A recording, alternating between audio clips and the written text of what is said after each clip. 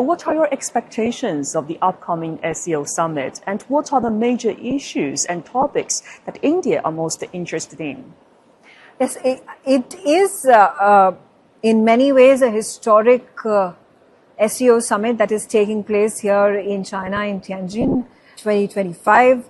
Prime Minister Narendra Modi is going to be attending this summit. And not just that, I think the SCO Summit, the grouping, the countries are expanding as well. There are more and more countries that are becoming part of the SCO, which reflects time and age in which we live, where there is a requirement for more and more countries with sensibilities and thought processes and ideas that are in convergence with other countries, example, the existing SCO members, whether it is India or China, Russia, Pakistan, Iran, they all converging together, coming together, wanting to be part of the summit, wanting to be part of a grouping that is for the greater good, for the interest of each other's alignments, economic as well as political and strategic.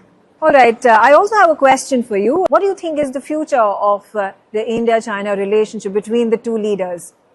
China and India are very ancient civilizations, and the two ancient civilizations has a long history of friendship over the past few years. And we know that this year is very significant for the bilateral ties, because this year marks the 75th anniversary of the establishment of diplomatic relations between China and India. And we've seen that Foreign Minister Wang Yi of China have visited India just a couple of weeks ago, and he just met with Indian Prime Minister Narendra Modi in New Delhi. And I just, broadcasting that a very significant event when I was on there in the Beijing studio. And I noticed that one of the signals sent out by the two leaders is that China and India are partners, not rivals. So it is a very clear signal, and that is a turning point for the improvement and development of bilateral relations. And the two sides have made great efforts in boosting bilateral cooperation, not only in economy, energy, and that trade, people-to-people exchanges and culture. The joint declaration, the key outcomes of the SCO Summit, which is something that is anticipated when the leaders convene. There are a lot of discussions and talks happen. What do you think could be the key outcomes of the SCO Summit taking place here today?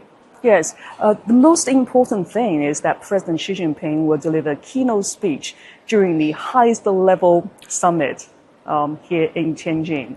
And lots of many other countries within the big SCO family will also gathering together. And one of the highlights is that this organization this year will just release a very important declaration.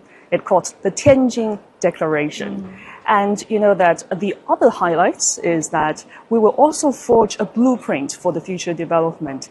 That is the strategic development plan for the next 10 years towards 2035. And we believe that China will just set new vision and propositions in carrying forward the Shanghai spirit. Now, the world is still overshadowed by power politics and unilateralism. What role do you think that SCO will play in safeguarding security in the region and also promoting multilateralism? It's interesting you mentioned about unilateralism, and in the face of unilateralism, there is this multilateralism that has emerged.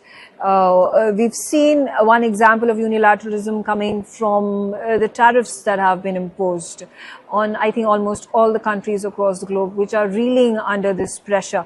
SCO becomes that alternative voice, along with BRICS, to bring the countries within the global south to come together and support each other and cooperate with each other in building supply chains, in being able to build economic, trade, bilateral and diplomatic relations with each other, in further burgeoning your people-to-people connect, cultural connect, which is really important. I think this is exactly what SCO is, intent of building a grouping like this has been, and it has been extremely successful. And the fact that there are more and more countries who are vying for a place within the SCO makes it even more of a success story.